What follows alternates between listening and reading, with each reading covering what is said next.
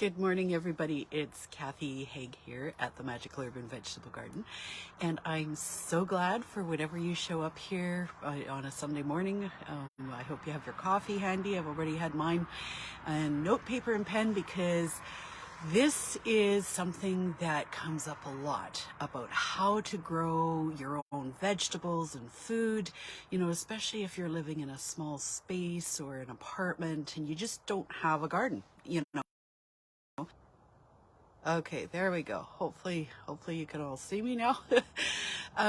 Anyways, it's Cathy here at the Magical Urban Vegetable Garden, and today we're going to talk about how to grow some of your own vegetables and greens and things in, on your windowsill, and to have a container garden that is easy and fun, because I've gone looking, obviously, on the internet, which is what everybody does now, just to see what the advice is given. Hi, Chris. Just to see what the advice is for people getting started. And I mean, some of it's really great advice, and some of it I find, if I were starting it, would be completely overwhelming.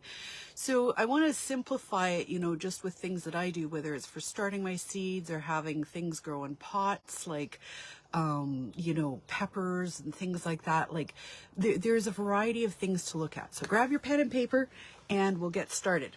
Now, obviously, if you're having a container garden, having proper containers, or, containers for what it is that you want to do, is important, especially if it's going to be a long-term thing. But I also realize that, a lot of people are on really tight budgets, or maybe, you just want to go out, buying new pots. You don't have to do that. There's lots of things that you can use probably from around your house. Go to garage sales in the secondhand store and see what they have for, containers and things. I'm going to say probably the most important thing, though, is to make sure that you have a container that has, drainage at the bottom. I save and use all my yogurt and margarine containers, and they get used like for transplanting seedlings into. But the thing is that, even, a larger margarine container like this, if you're needing it, you could easily grow, a couple, some leaf lettuces in it, or, a little bit of spinach, or, maybe cress or something, and you could have a variety of these things going. The thing is to have proper drainage, right? Because your plants are going to need that, and, proper air circulation at the bottom. Just keep in mind that the smaller the container, the more quickly it's going to dry out. So, if you can use something that's a little bigger, even for shallow root systems like your lettuces and such, it's going to, last longer, even sitting on the windowsill, without having them dry out. Because there's a lot of things like your spinach, Swiss chard, lettuces, radishes, that sort of thing. They like a lot of light, but they're a cooler weather thing. They do very well, in rainy, cold weather. But they're not going to do well with drying out, and with heat, okay? Now, the other thing that I've discovered, and it's a very controversial topic out there, who knew? Apparently we can start controversies over just about anything. Especially, like, I have here an old hanging basket that I don't know where the hanging stuff has gone in it. It's probably not strong enough anymore.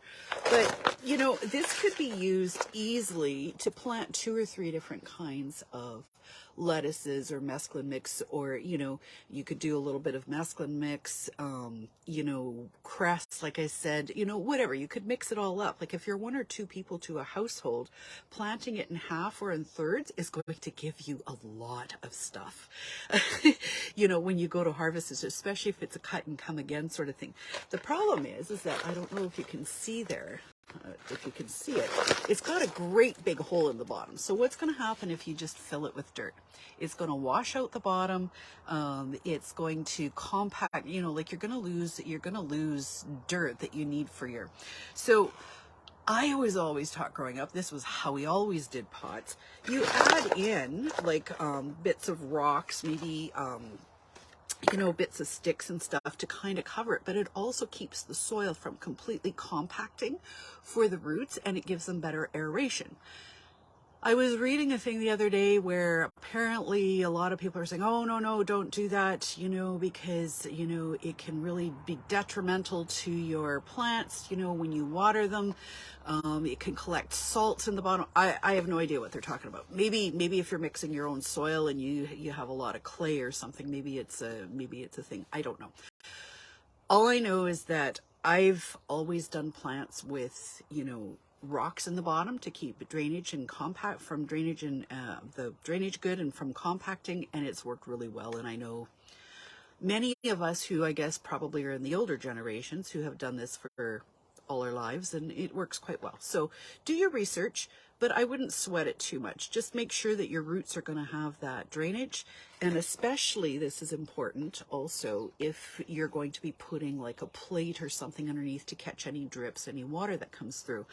Now, I find this really important because it's really easy for containers, like I said, to dry out. So if it's warmer out and you give them extra water, maybe they're sitting in a bit of extra water for the day, which can be a good thing, if it's hot, dry, and windy and they're outside or whatever.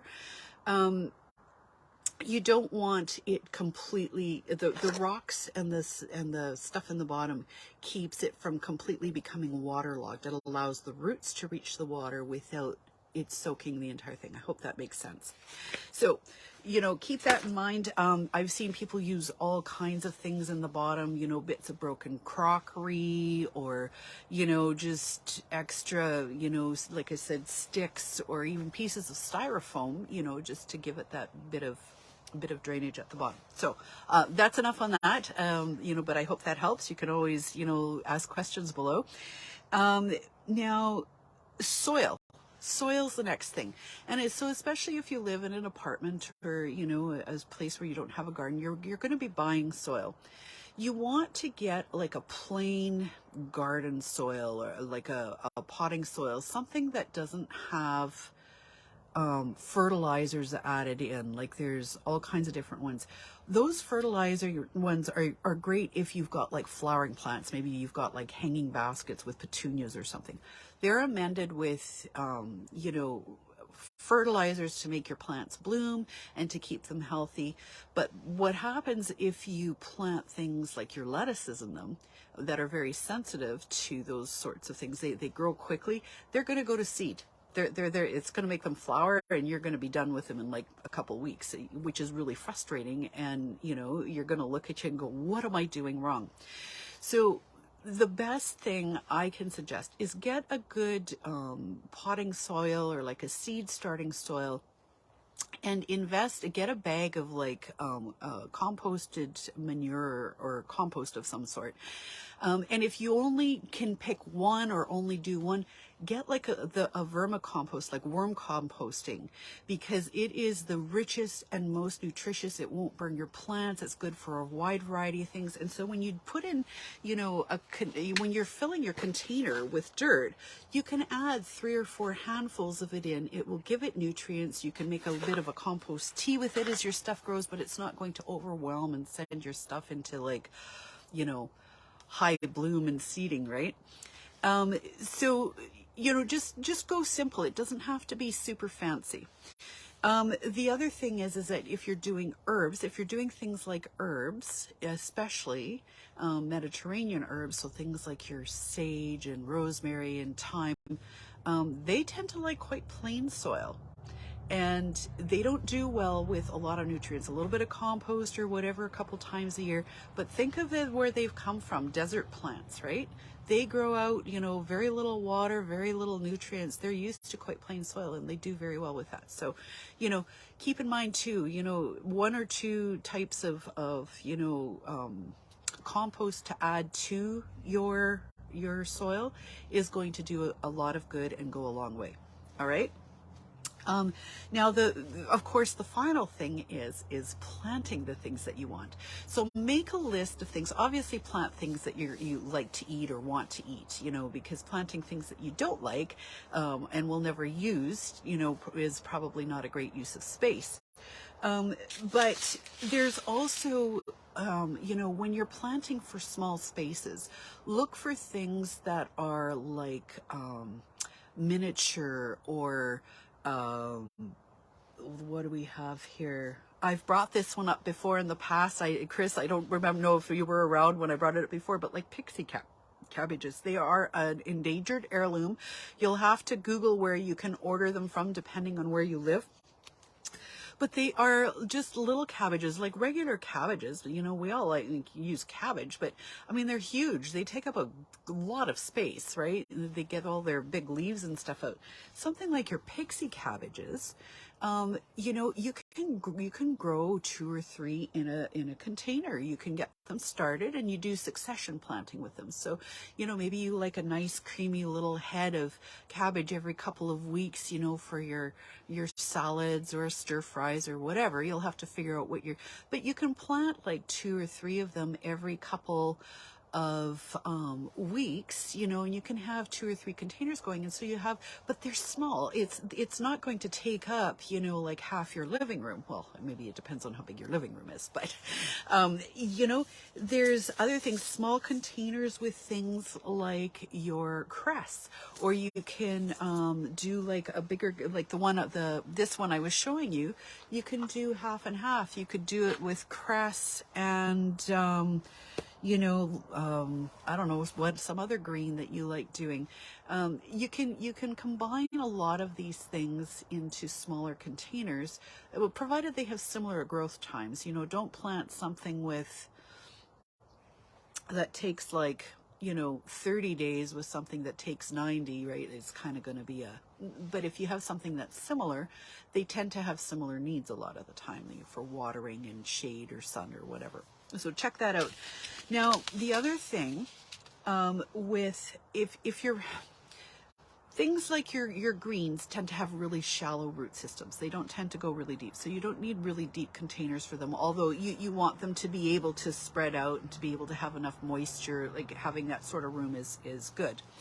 But when it comes to planting things like your radishes and carrots, and I like having beets for greens and things, you want a much deeper container. I'm going to say go at minimum of 12 inches with these.